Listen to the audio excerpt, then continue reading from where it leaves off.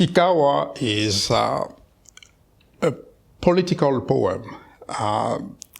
It's a poem that I've been writing thinking about the history of Cabinda.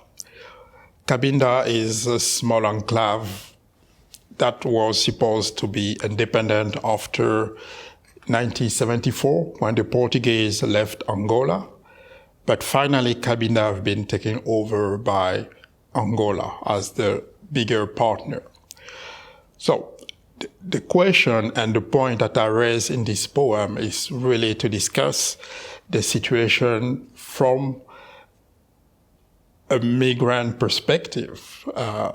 It's always easy being far away from your land to really criticize and to support the fight.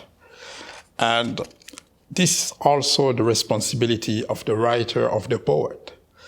The poet sometimes is a coward because he's hiding behind the world just to write poetry.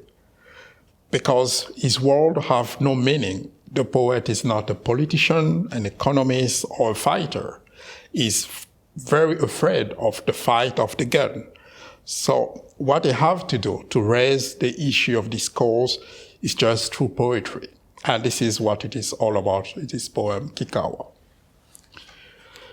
Grief is never more than a house being rebuilt. Little Cabindan history. All the Cabindan strategy were there to mount the portrait of a free Cabinda. The historic chief discourses on education. The Cabindan earth sketch a fan smile. The old lion of the flag brought the discussion round to multi-partyism. The Cabindan earth moved its sarong. The archbishop, in his dress of light, evoked Christian value with his sweet voice.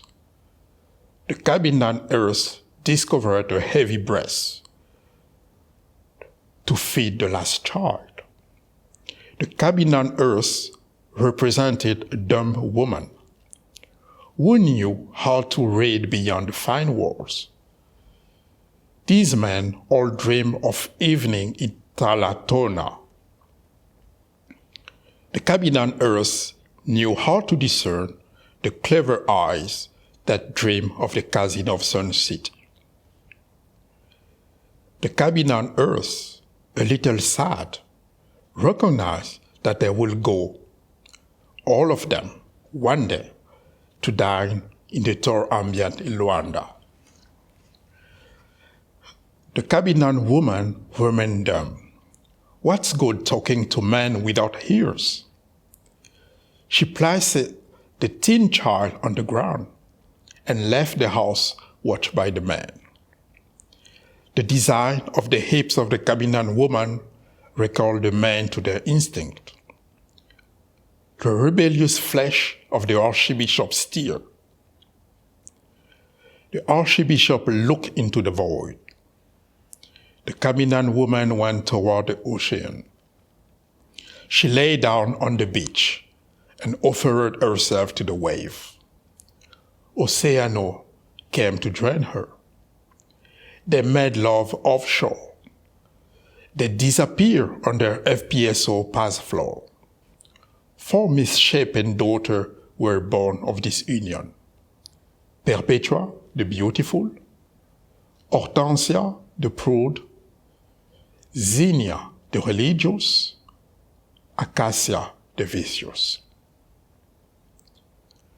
The archbishop kissed the forehead of the newcomers.